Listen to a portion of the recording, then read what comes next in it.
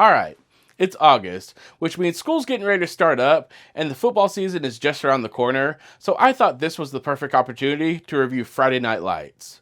Our story takes us to Permian High School in Odessa, Texas, a town so obsessed with football that on Fridays, they shut down the local businesses so people can attend the games.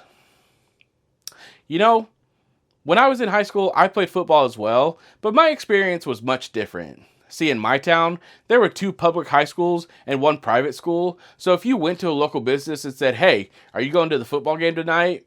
the owner probably would have looked at you and said, "No, but good luck to whichever team you're talking about."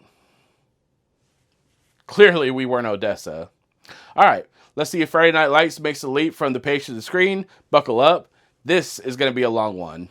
Roll the intro.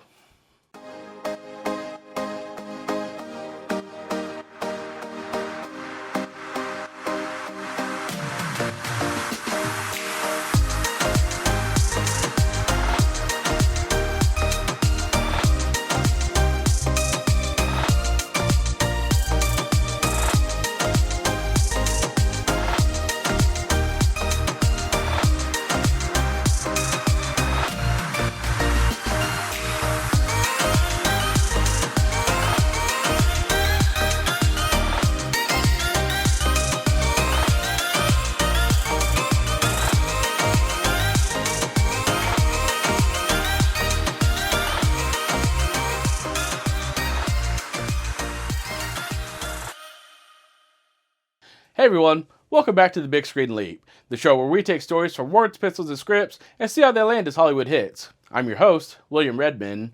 Today, we're talking about a sports story. Now imagine, if you will, for a second. You're 11 years old, you're playing football in Texas, and suddenly an adult comes up to you and says, "Son, when you get to high school, you're going to be the next biggest thing." No pressure, right? Actually, today's story is exactly that, pressure. Today we're talking about a Texas town that is so obsessed with football, it's not just entertainment, it's religion. And this story actually happened. Well, mostly. Today, we're looking at H.G. Bissinger's 1990 nonfiction book, Friday Night Lights, A Town, a Team, and a Dream, and comparing it to the 2004 movie, directed by Peter Berg. Today's story isn't about cheerleaders, the band, or the teenagers hitting each other on the football field. It asks the question, what happens when an entire town puts a sport so high on a pedestal that they're willing to do anything they can to make sure that their team gets a victory? So today we're here to ask, was it worth it for Friday Night Lights to take the leap from page to screen? Well, let's kick it off, starting with the plot.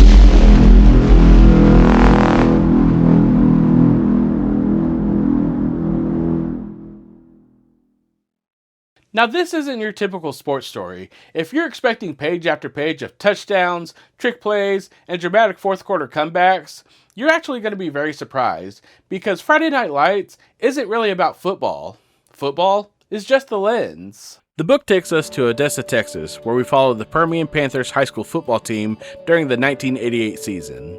Now, Permian is more than just a high school football team. In fact, it's considered one of the most successful high school football programs in Texas history. But before we meet the players, the author explains just why football means so much to this town. Odessa is a community shaped by the oil industry. When the oil business is booming, money flows through West Texas. Businesses grow, workers arrive, and people begin believing the good times will last forever. Then the price of oil falls, which means jobs disappear, businesses struggle, families lose the stability that they thought they had. Odessa is repeatedly pulled between prosperity and economic uncertainty, creating a community that is tough, proud, frustrated, and desperate for something dependable. And Permian football has become that dependable thing. Sure, the economy might collapse, the oil fields might slow down, the town might be divided by race, income, and neighborhoods, but on Friday nights, everyone comes together to watch the Panthers win. By the 1988 season, the Panthers football team has already won 16 district championships, 11 regional championships, 4 state championships, and 1 national championship. To put it into perspective for those of you who don't understand sports, this team is very successful. Permian has developed a reputation for discipline, preparation, and relentless success. The team's motto is Mojo. It's a word that no one really knows the true story about how it became Permian's slogan, but to them, it's more than a word. It represents the mystique of Permian football. And it's a slogan that's still used by the team to this day. Football players are treated like royalty in Odessa. Kids grow up dreaming of wearing the black and white of Permian. Young children know the names of the stars. A lot of former players remain in Odessa and reminisce about their time as a Panther. And you'll see as we go deeper into the story, it's kind of a sad situation. Still, Permian players were treated with a seriousness that's usually reserved for professional athletes. But enough about the town, it's time for the football season to begin, and it all starts with the Watermelon Feed. The Watermelon Feed is a community celebration that introduces players and coaches before the season starts, and it's more than just a pep rally. It feels like the public unveiling of the people who've been chosen to carry the hopes and dreams for the town. Again, no pressure, right?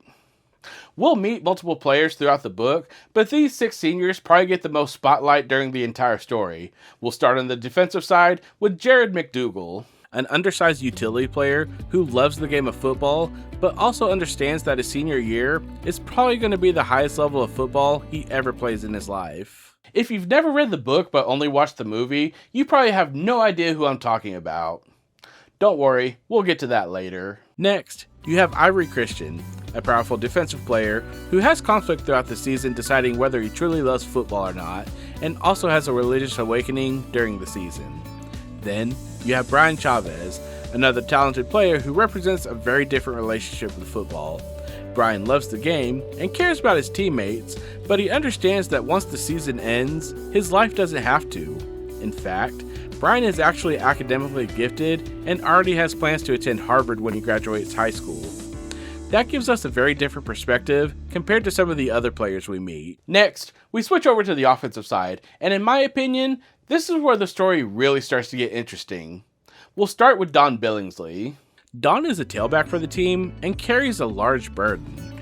His father, Charles Billingsley, played for Permian years earlier and was a star player for the Panthers. Charlie remembers his playing days as a time of glory. His identity is still connected to the athlete he once was, and he wants Don to continue that legacy. And Charlie's not the only one who reminisces about his high school football playing days. There are plenty of adults in this book who either can't leave Odessa or refuse to because they believe that high school football was the greatest moment of their lives. Now don't get me wrong, as an adult, I've talked about my high school playing days, but I don't obsess with them like they do in this book. Unfortunately for Don, it's something that he has to deal with constantly, being in his father's shadow. He struggles with consistency and has a damaging habit of fumbling at critical moments. Every mistake on the field becomes another opportunity for Charlie to compare his son unfavorably to the players of the past or to Charlie himself. The relationship is volatile, complicated, and at times, painful. Charlie loves his son, but he has difficulty separating Don's value as a person from Don's performance as a football player, which ultimately mirrors Odessa's relationship with the entire team. Next, we have Mike Winchell. Mike is the starting quarterback, but unlike most QBs in sports stories who are loud and charismatic, Winchell is quiet, serious, and constantly anxious. He has the ability, but doesn't seem to enjoy being the person everyone watches. Mike lives at home with his mother. One of the pressures that Mike puts on himself is the fact that he's devoted so much time to the game. However, he doesn't have the same clear path as some of his other teammates. He feels trapped between what he actually wants and what Odessa expects of him. Our final player we'll talk about is James Boobie Miles.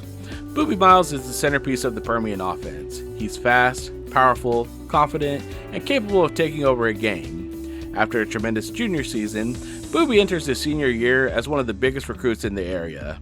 The town of Odessa is excited for Boobie. They've already determined his future. He's going to go to college and become a big-time star, and then go on the NFL and have even more success. Boobie believes the hype around him because every adult around him encourages him that this is what will happen. But while the town hypes Boobie up, the author reveals how the system failed to prepare him for anything outside of football. It's revealed that academically, Boobie has struggled, but instead of receiving help with sustained educational supports he needs, most of the time he just gets to move forward because of what he can do on the football field. And that creates one of the book's most uncomfortable questions. What happens if Boobie can no longer play football?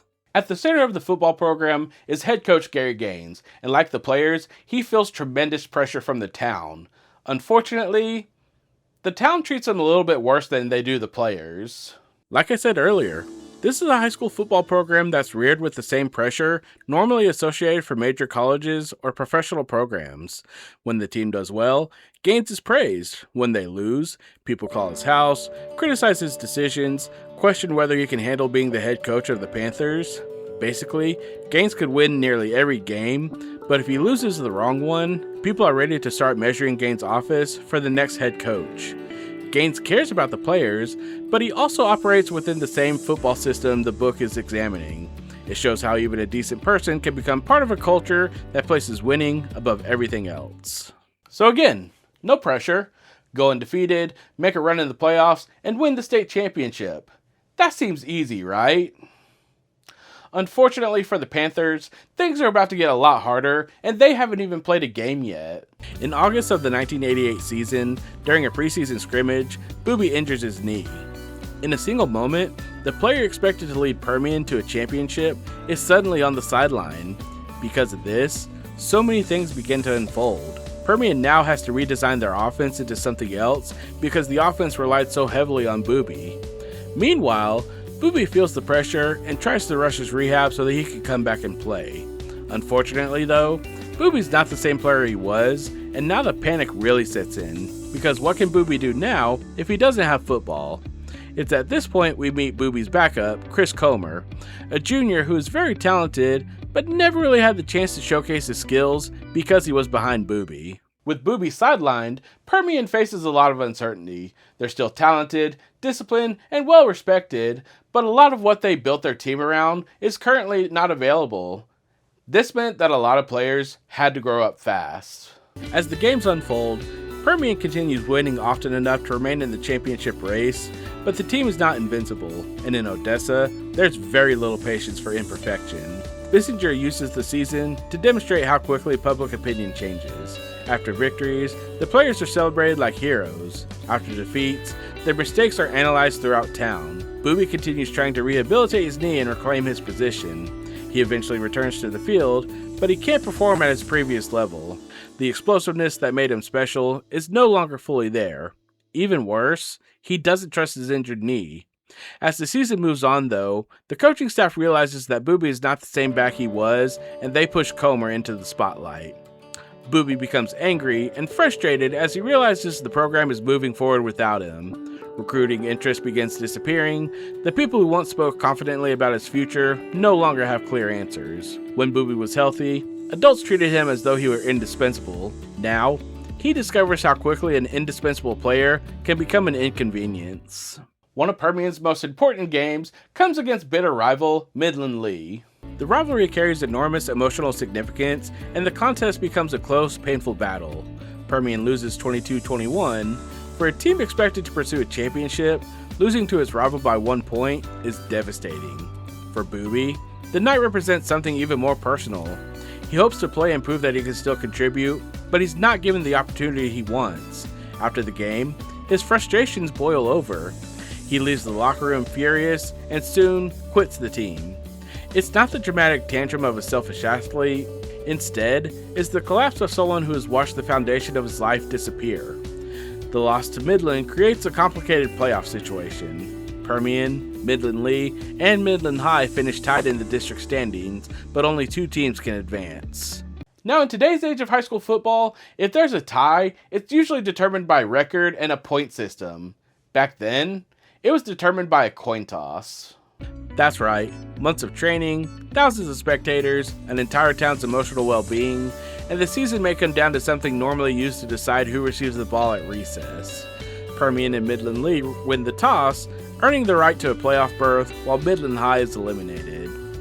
Once in the postseason, Permian begins advancing through the Texas playoffs. The Panthers grow into a stronger and more cohesive team, with the seniors understanding that every victory extends their time together. The playoffs also increase the intensity surrounding the team. Each game carries the possibility of a championship, as well as each game also can be the final time the seniors wear a Permian uniform. Permian advances all the way to the state semifinals, where the Panthers face Dallas Carter. Carter is an exceptionally talented team from an urban, predominantly black high school in Dallas. The matchup gives Bissinger another opportunity to examine race, inequality, education, and the way communities build narratives around their football team. The game was played on December 17, 1988. Carter's athletes possess tremendous size and speed, but Permian stays competitive through discipline, execution, and determination. The game becomes a defensive struggle, with both teams battling. During the game, a controversial reception helps Carter continue a scoring drive, and the Cowboys eventually move ahead 14-9. Late in the fourth quarter, Permian receives one final opportunity. Mike Winchell leads the team down to the 24-yard line, bringing the Panthers to a possible victory. Unfortunately, his heroics failed. The game ends, and Dallas Carter wins 14-9, ending Permian's season. No state championship, no miraculous final touchdown, no referee announcing that Carter committed a penalty, and Permian gets one more untimed play. The seniors have simply played their final game. The players returned to the locker room, knowing something that had consumed years of their lives had ended within seconds. For some of them, another level of football may be waiting. For most, there will never be another organized game. Jared McDougal remains in the locker room after many of his teammates had left. He doesn't want to take off his uniform. He knows that when he removes it, his life as a Permian Panther is over. That moment captures the real emotional center of the book. The tragedy of the book is not merely that Permian loses, the tragedy is that the players were taught Friday nights would be the most meaningful experience of their lives, and for some of them, it may have been. At 17 and 18 years old, these players were already taught to look back at high school football as the greatest moments of their lives. That's a scary thought to think about. These kids are still trying to figure out how taxes work. Let's be honest, 30 and 40-year-olds are still trying to figure out how taxes work. The book follows the players beyond their final game, showing that life does not always arrange itself into a neat sports movie conclusion. Brian Chavez attends Harvard and eventually pursues a successful professional future. Mike Winchell's football future is more limited than the town might have once imagined. Ivory Christian briefly continues playing football before deciding that it's not the life he wants. Don Billingsley moves forward while trying to establish an identity separate from his father's legacy. Jared McDougal has to leave behind the sport he loves. Boobie Miles attempts to rebuild his life after the injury destroyed the future he had expected. Their different paths reinforce Bissinger's argument that the players were never simply members of a team. They were individuals with unequal opportunities, different abilities, and very different levels of preparation for adulthood. And the Permian Panthers? They move on to the next season. Actually, they go undefeated and win the state championship in the 89 season, which poses the question, why did the author write about the 88 season and not the 89 season? Well, we'll talk about that later. While the book takes time to tell us Odessa's history, economy, schools, racial division, and football culture, the 2004 film gets us on the football field much faster. The film opens in August of 1988 as another football season begins in Odessa, Texas. Before the Panthers have even played a game, local reporters interviewed the players about the upcoming season. Right away, we see the expectations are enormous. The players are not asked whether they hope to have a good year, they're asked about winning a state championship as though it's the only acceptable outcome. Quarterback Mike Winchell, played by Lucas Black, is asked how he feels about the pressure, and his answer tells us two things immediately. First, Mike is not exactly overflowing with confidence. Second, everyone expects Boobie Miles to carry the team, and Boobie is more than happy to accept that responsibility. Like in the book, Boobie Miles, played by Derek Luke, enters the season as Permian's unquestioned superstar. He's fast, powerful, confident, and fully aware of how talented he is. Actually, confident may be putting it mildly. Boobie talks about himself like he's already accepting his Hall of Fame jacket. But in his defense, everybody around him, especially his uncle LV, treats him this way. College recruiters are interested in him, the coaches have designed the offense around him, the fans expect him to lead Permian to a championship, and Boobie believes football will take him out of Odessa and then to a major college program, and then after that, the NFL. He even jokes about how much money he'll make and what kind of life he'll have. Like in the book, we meet the other major stars of the team. Don Billingsley, played by Garrett Hedlund, is still dealing with the pressure put on him by his father Charles, played by country music star Tim McGraw. Ivory Christian, played by Lee Jackson, is the quiet powerhouse on the defensive side. Brian Chavez, played by Jay Hernandez, who is still the defensive leader, but also the academically gifted student planning on going to Harvard. We also meet Chris Comer, played by the late Lee Thompson Young. Although, in the movie, he's presented as a player who lacks the confidence needed to be a Permian Panther. Finally, leading the Panthers is Gary Gaines, played by Billy Bob Thornton. Like in the book, Gaines knows the expectations that Odessa has for him: win a state championship and nothing less. Also like in the book, he has to deal with the town constantly being in his business. Boosters invade his office to offer suggestions. When the team struggles, people openly yell at him. Even at one point during the season, after losing a game, he comes home to find the townspeople have put up for sale signs in his front yard, clearly telling him that it's time to pack up and leave. This is one of the quieter jokes of the film. No matter where Gaines goes, there's always somebody there ready to tell him how to do his job. The Panthers opened their season at home against the Marshall Bulldogs. Unlike the real 1988 game, the movie depicts Permian dominating Marshall. College scouts are in attendance to watch Boobie, and he gives them exactly what they came to see. He runs through defenders, breaks tackles, scores touchdowns. He looks every bit like the unstoppable star Odessa believes him to be. The game quickly becomes a blowout, with Permian ahead by a decent margin. Coach Gaines decides to remove Boobie and give other players an opportunity. He tries to send Chris Comer in, but Comer can't find his helmet to get in the game. Because he's unavailable, Boobie gets sent back into a game that's already been decided. On the next play, two Marshall defenders tackle Boobie low and injure his knee. Suddenly, the stadium goes silent. Permian wins, but nobody really feels like celebrating. The Panther season, as well as Boobie's future, all change because of one meaningless play. The people of Odessa immediately began searching for someone to blame. Unfortunately for Coach Gaines, he ends up being the one thrown under the bus.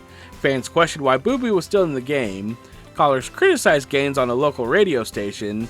People openly discussed whether he should lose his job because of the situation. The same community that expected Gaines to use Boobie as much as possible now condemn him for using Boobie one too many times. Unfortunately for the Panthers though, time can't stop to wait for Boobie to heal, and they have to try and get ready for the next game. This puts more pressure on players like Winchell and Billingsley, who have to step up in Boobie's absence. Unfortunately, in the next game, Permian looks completely lost. The offense can't consistently move the ball, the Panthers are badly beaten. Without Boobie, the team that Odessa believed was destined for a championship suddenly look ordinary. In the following game, Permian's problems continue.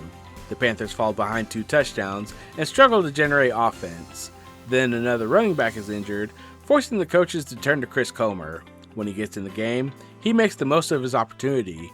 He gives the offense hope, the team begins playing with greater confidence, and the Panthers come back and win. We're next given a montage of Permian finding a new identity. They end up winning 5 consecutive games and reestablish themselves as championship contenders.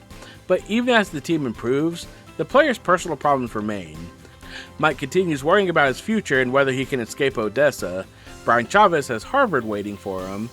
Boobie panics as he tries to find a way back onto the field, and Don is still trying to live up to his father's legacy. Boobie tries to get back onto the field for the Midland League game, as he's been telling people that his knee is improving. Unfortunately, that isn't the case. An MRI reveals that there's significant damage to his knee, and he'll have to have surgery, ending his season. Boobie doesn't accept this though. Boobie and his uncle lie to Gaines, saying he's good to go, hoping that Boobie will get a chance to protect the future he envisioned. But like in the book, Boobie knows he isn't the same player he once was. The Panthers enter the final district game against arch-rival Midland Lee with a playoff position at stake. Like in the book, it's a long battle between the two foes. However, unlike the book, with the season slipping away, Gaines allows Boobie to enter. The crowd goes wild when he runs onto the field. For a moment, it looks like the movie's preparing to give us the classic sports comeback. Boobie takes the handoff, and we quickly realize that this is not that kind of story. Boobie can't run like he did before. He's hesitant and vulnerable, and when he's hit, the injured knee gives way again. Mike tries to bring the team back, but unfortunately, it's not enough, and the Panthers lose the game, and like in the book, their playoff hopes are dependent on a coin toss. Like in the book, Permian wins the coin toss and advances to the playoffs. However, we get a very different take on what happens to Boobie Miles after the game. Instead of storming out angry at everybody in the program like he did in the book, He cleans out his locker and tries to remain confident in front of his teammates. He jokes, tells them he'll be alright, and gives them encouraging words as they get ready for the playoffs. He says his goodbyes and walks out carrying his belongings. Once he climbs into his uncle's car, the confidence disappears. Boobie breaks down crying, asking what he's supposed to do now. It is one of the most devastating moments in the movie. And I'll be honest with you, this is one of those movie moments where the waterworks get going for me. For a kid like Boobie, who has spent years being told what his future holds, now that football is gone, nobody has an answer for what comes next. It's truly one of the most emotional moments in the movie, and while it didn't happen in real life, it still shows the immense pressure that these players were facing. The Panthers enter the playoffs as underdogs, but begin advancing, eventually making it all the way to the state championship game, where they'll face Dallas Carter. The matchup is set for the Houston Astrodome, and Dallas Carter comes out clearly the more physical team compared to Permian. They jump out to a big lead in the first half, but the Panthers get some hope when Aubrey Christian intercepts a pass right before halftime. In the locker room, Coach Gaines addresses the team and asks them about being perfect, telling them that perfection is not about the scoreboard. Instead, it's about looking their friends in the eye and knowing they did everything they could for one another. It means playing with love in their heart and finishing the game without regret. Permian comes out the second half and puts up a good fight. At one point, they were down 34-14, but Permian is able to fight back and bring the score to 34-28 in the fourth quarter. Permian tries to make a final run to score and take the lead to win the state championship game. Unfortunately, their efforts fall just short. The game ends, and Permian ends up losing to Dallas Carter 34-28. Then, one of the best moments in the movie happens after the game. Don Billingsley is walking off the field after the game in defeat. His father stops him and says something that we can't hear. He then gives Don his state championship ring and embraces him in a hug, finally looking at Don not as a football player, but as his son. Now, Charlie Billingsley never won a state championship when he was in high school, and this was totally made up for the movie. Still though, this is another one of those moments that hits you in the feels. The movie ends pretty much like the book does. We find out what happens to our main players after they leave Permian, and the Panthers move on to the following season, in which they win the state championship.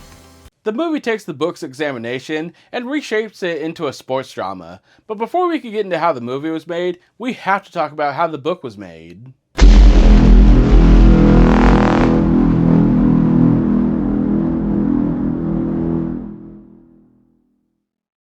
Before Friday Night Lights became a movie, a television series, or a phrase associated with high school football, it started out as a project by journalist H.G. Bissinger. One thing to note, Bissinger wasn't primarily a sports journalist. He had built his career through investigative journalism, including work for the Philadelphia Inquirer in 1987. He shared a Pulitzer Prize for investigative reporting for a series examining problems with Philadelphia's court system. In other words, this wasn't a journalist whose previous job was writing about the top 10 touchdown celebrations. Bissinger was interested in institutions. He was interested in power. He was interested in the gap between what communities claimed to value and what their actions revealed they actually valued. That background would become essential to Friday Night Lights. Originally, Bissinger wanted to write a nonfiction book about high school football and its influence on an American community. His original idea was somewhat more uplifting than the book he eventually produced. He imagined finding a town where football brought people together, something resembling a real-life version of Hoosiers, only with goalposts instead of basketball hoops. The plan was to follow one team for an entire season and document the relationship between the players and the community surrounding them. At that stage, Bissinger did not necessarily intend to write a harsh criticism of high school sports culture. All he wanted to do was understand why the game mattered so much. Then, he found Odessa. And Odessa apparently responded to his inspirational idea by saying, "That's nice. Now let's show you what real pressure looks like." In 1988, Bissinger moved from the Philadelphia area to Odessa so he could follow the Panthers throughout the season. He did not intend to fly in for a few major games and then reconstruct the rest from newspaper clippings. He wanted the immersion. He wanted to observe the players, coaches, teachers, parents, boosters, and residents up close. He wanted to understand the culture from inside. That meant living in Odessa and traveling with the town and the team. When Bissinger arrived, initially, he presented the project as a book about the relationship between high school football and the town. Technically, that description was true. It just really didn't say how that relationship would be put in real life. Many people in Odessa expected the book to be a celebration about their football team. It was something that they were proud of. From their perspective, an author following the team for a season to write about their triumphs would produce a book honoring them. But while Bissinger did write about the good things such as the players' effort and the excitement surrounding Friday nights, he also noticed the things happening in the community such as the pressure placed on the teenagers, the amount of money and attention directed towards the athletic program. He saw educational problems, the racial and economic divisions. Initially, he had gone in wanting to write a book about how football united a town. What he found was a town that could unite around football while remaining divided about everything else. Bissinger was able to travel with the team during the 1988 season and had interview access to players, coaches, and other members of the community. Eventually, the book was published in 1990. One thing to note about the book is that Bissinger refrained from writing an ending that turned the Panthers' loss into a simple inspirational lesson. The book doesn't claim that winning didn't matter. It did matter to the players, to the coaches, to the whole town. But what the book did do is ask whether the town had taught those teenagers to believe football mattered too much. Nationally, the book was praised everywhere, but when the book's publication reached the citizens of Odessa, they were not very happy about it.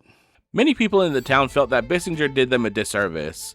They were under the impression that he was going to come in and write a positive story about Permian football and then use their trust to portray Odessa as racist, academically troubled, economically unstable, and obsessed with sports. Residents argued that he emphasized the town's ugliest qualities while minimizing its strengths. Some even disputed his interpretation of events. There were some townspeople who accepted that the problem existed, but were not happy with the fact that they were exposed to a national audience. This brings up an ethical question surrounding the book. Did the author fool the citizens, or did the citizens misinterpret what the author intended? Either way, the reaction was intense.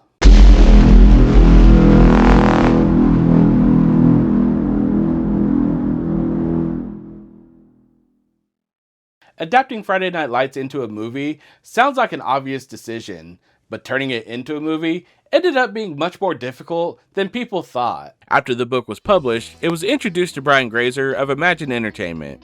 Grazer recognized his potential and took the project to Universal Pictures, which acquired the film rights. Brian Grazer had already built a successful career in producing popular films and later became one of Hollywood's most recognizable producers. With Imagine Entertainment and Universal behind the project, Friday Night Lights appeared to be moving quickly toward the mainstream. But acquiring the rights was the easy part. Trying to figure out what kind of movie to make, that's where things got hard. Was it an inspirational football movie about teenagers? Was it an examination of racism in education? Was it a portrait of an economically struggling Texas town? The answer was yes. And fitting all that into approximately 2 hours was gonna be an issue. The first major filmmaker attached to the adaptation was Alan J. Pakula. He had directed series acclaimed dramas including Flute, All the President's Men, and Sophie's Choice. His involvement suggested that the original plan may have emphasized the book's investigative and social dimension rather than treating it solely as an exciting football film. The movie had a screenplay written, and the project seemed to have the pieces necessary to move forward. However, it did not, and this would become a recurring thing for the movie. It'd get a director, a screenplay would be written, the production would get some steam, and then all of a sudden, it would die just like that. It wasn't until 2003 that Brian Grazer hired Peter Berg to co-write and direct. Berg was not simply another filmmaker interested in successful sports property, he actually had a personal connection to the material. Peter Berg and H.G. Bissinger are second cousins, and they had been close for years. Bissinger had showed Berg parts of the book before it was published, and Berg had wanted to direct the film version for a long time. Imagine having to explain at the family gathering why you turned your cousin's Pulitzer-level book into another football movie. Berg's interpretation centered on the physical and emotional violence of the sport. He described his approach in terms of football combat, with the players functioning as warriors. That concept shaped the finished film. The games would not be polished or graceful, they would feel chaotic, painful, and dangerous. Instead of focusing on the entire town and all the division going on, Berg and screenwriter David Aaron Cohen decided to focus on the main players from the book and coach Gary Gaines.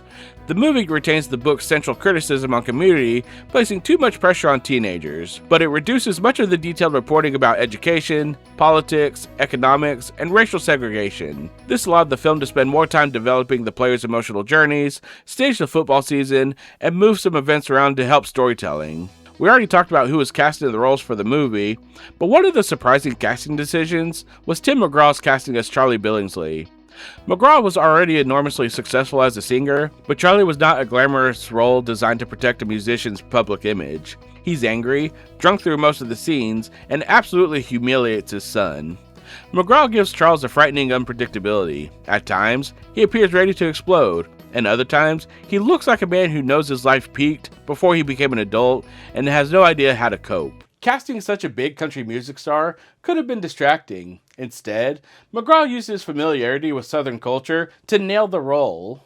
The production also brought the real Boobie Miles into the film. Berg cast him in a small role as a sideline coach. That decision created an emotionally unusual situation because Miles was present while the filmmakers recreated the knee injury that changed his life. His presence also gave the movie a direct connection to the people whose lives they were dramatizing. The film was mostly shot in Texas to get the real high school football feel.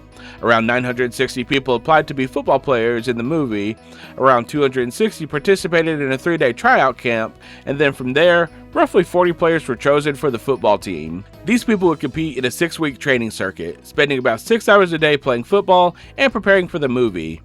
The movie was released on October 8th of 2004 and earned $62 million worldwide and was heavily praised for its production. And while it wasn't considered one of 2004's biggest blockbusters, the movie solidified itself as one of the biggest sports dramas ever made.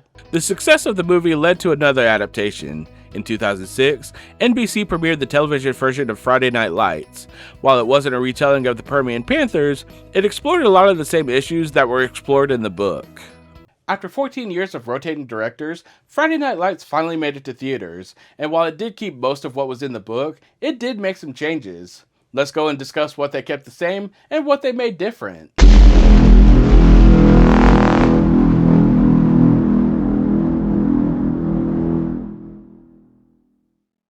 So while the film simplifies the book, it does keep what made the story so powerful. First off, the most obvious similarity is that both versions center on the 1988 Permian High School football team from Odessa, Texas. The players are preparing for a season in which anything less than a state championship will be viewed as a disappointment. Permian already has a proud football tradition, the stadium fills with enormous crowds, the players wear the black and white uniforms associated with the team, as well as using the term mojo to describe their football program. And the people of Odessa treat the Panthers as far more than a high school football team. The next similarity is that the book and movie emphasize that the Panthers are teenagers being treated like professional athletes. They're expected to perform in front of huge crowds, their mistakes are discussed publicly, their futures are tied to how well they play, the adults around them may call the sport a game, but they rarely behave as though it's only a game. The characters, for the most part, still act the same from the book and movie. Mike Winchell carries the responsibility of being the quarterback for Permian. Don Billingsley lives under his father's expectations. Boobie Miles sees football as his path towards college and a better life. He's still the team's superstar, and realizes a lot of people depend on him up until he gets injured. Brian Chavez still sees the game as not being the defining point of his life as he prepares for Harvard, and Gary Gaines knows his job could depend on the decision made by 17 and 18-year-olds.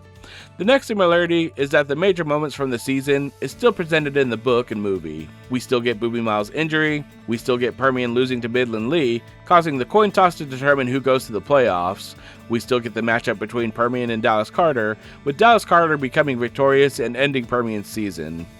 While there are some minor details that changed with some of these moments, they're still major parts of the season in both the book and the movie. The next similarity is that both the book and the movie recognize that football is both beautiful and damaging. Neither version attacks the sport. The book and the movie both understand why people love the sport. They show the excitement of Friday nights, the bond between teammates, the discipline required to prepare, the excitement of making a play in front of thousands of people, the feeling of representing something larger than yourself, but they also show the cost: injuries, fear, public humiliation, academic neglect, family conflict, adults living through their children, teenagers believing their best days may already be ending. Both versions hold these ideas together that football can be wonderful, but it can also be destructive, and sometimes it's both exactly at the same time. Finally, and probably the biggest similarity, both the book and the movie recognize the fact that the story isn't about the final score. Both are about what remains after the season ends. Who are these players without football? Did the adults prepare them for adulthood? Will they spend their lives chasing the feeling they had under the stadium lights? Can they remember the season without allowing it to become the only meaningful part of their lives? The time on Friday Night Lights sounds like it refers to the games, but the book and the movie are more interested in what happens when the lights switch off. The fans go home, the uniforms are removed, the stadium becomes empty, and the players have to wake up the next morning and continue living. So now that we looked at what the movie kept the same, let's see what it changed from the book. Time to get to the differences.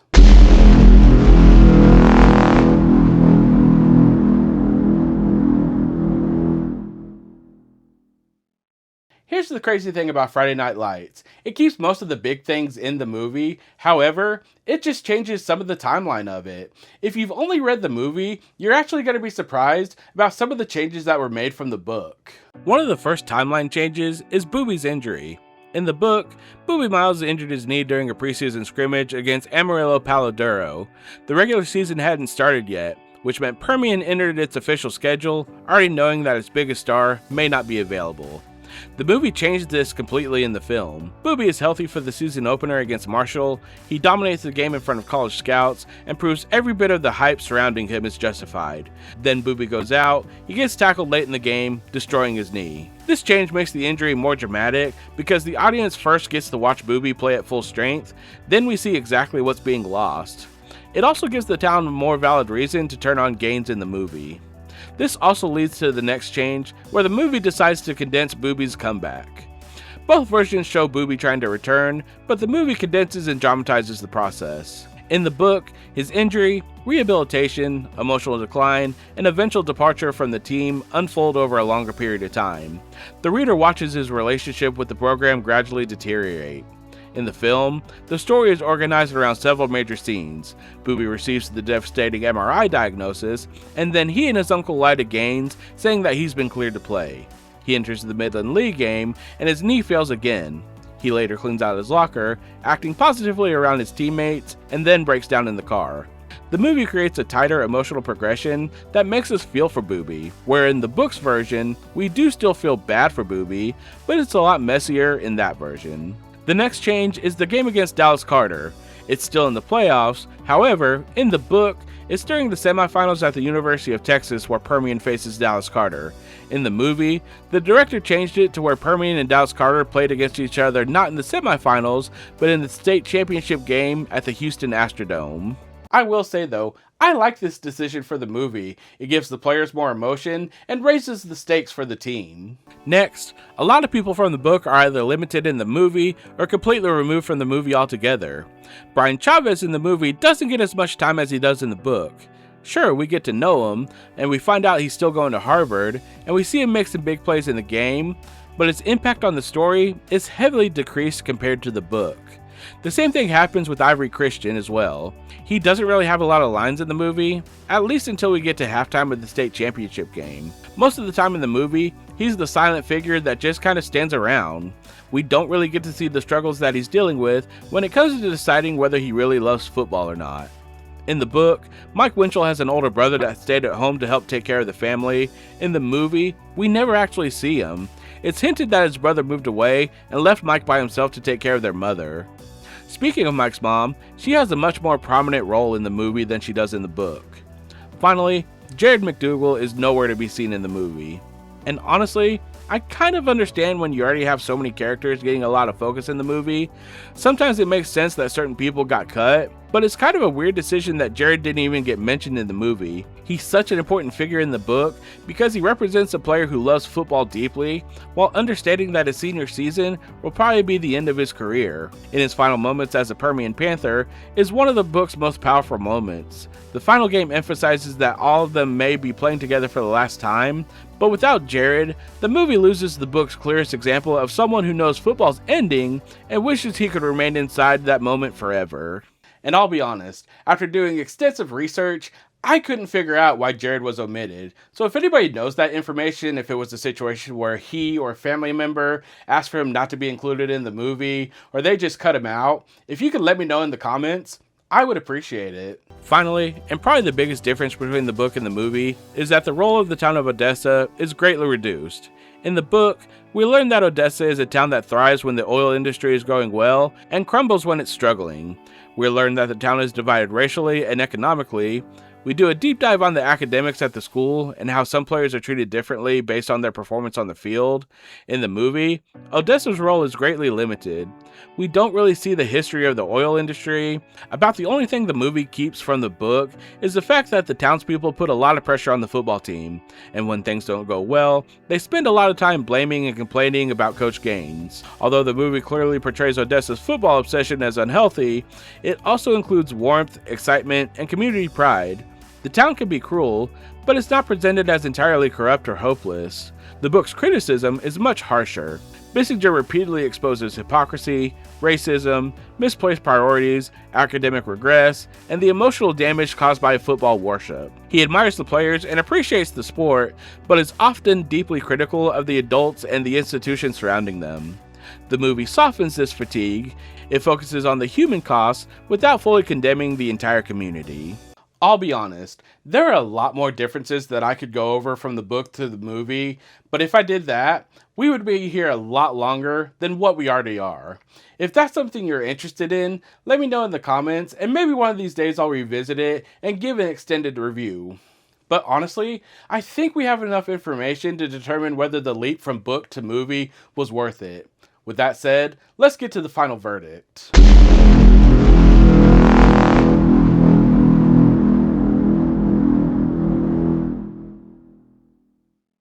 So was it worth it for Friday Night Lights to make the leap from book to the big screen? Well, let's look at it. When you think about sports movies, there are a handful that almost everybody brings up. Remember the Titans, Rocky, Hoosiers, Field of Dreams, and I honestly think Friday Night Lights deserves to be in that conversation.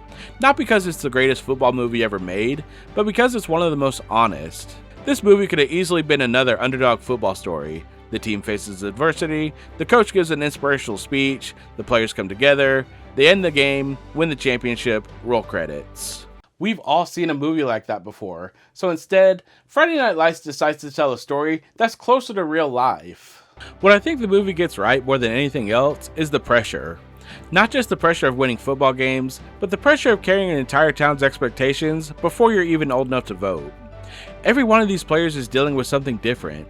Booby feels like football is his only ticket out of Odessa. Mike is terrified that football might end up being the biggest thing he's ever accomplished. Don is trying to earn the approval of a father who's been living in the past for 20 years. Coach Gaines is trying to lead a group of teenagers while half the town acts like he's coaching in the Super Bowl. The movie never lets you forget that these aren't professionals, they're kids, and I think that's exactly what the book was trying to do. One of my favorite things about this adaptation is that it never loses sight of the people. Sure, football is exciting, the games are filmed incredibly well, the soundtrack is phenomenal, some of those slow motion shots with the explosions in the sky and music playing, they're honestly beautiful. But when I think about Friday Night Lights, I don't think about touchdowns. I think about Booby sitting in the car asking what he's supposed to do now. I think about Don finally getting the approval from his father he'd been chasing all season. I think about Mike finally realizing at the end of the movie that all the pressure that was put on him is now gone. These are moments that stick with you, and I think that's why this movie has lasted over 20 years.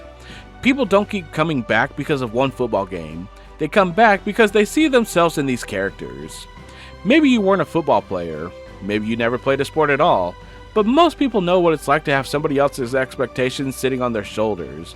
Most people know what it's like to wonder if they're good enough. Most people know what it's like to have a dream fall apart and to have to figure out what comes next. That's why this story still works. Sure, it's about football, but it's really not about football. I think we also have to give Peter Berg a lot of credit here. Yes, he changed a lot from the book, we already covered that, but I think he understands something really important. We can't fit everything H.G. Bissinger wrote in a 2-hour movie. You just can't. The book is as much about Odessa's Texas as it is about the football team. If Peter Berg tried to include everything from H.G. Bissinger's book, the movie would have been 4 hours long and still would have felt rushed. Instead, he asked a different question. What is the heart of this story? I think he found it. He focused on the players, he focused on the pressure, he focused on what happens when the cheering stops, and because of that, the movie still feels incredibly personal. Something else that I really appreciated is that the movie trusted its audience. Usually, Hollywood can't help itself. When sports movies exist, somebody has to hold up a trophy. That's apparently the law. But not here. Permian loses. Honestly, I'm glad they kept that in, because if they had won the championship, I think the whole point would have fallen apart. The message isn't that hard work guarantees success. The message is that sometimes you can do everything right and still lose. That's life. That doesn't mean your effort didn't matter. It doesn't mean your friendships didn't matter. It doesn't mean your journey wasn't worth taking. It just means life isn't always interested in giving us Hollywood endings. There's one thing that I have to address.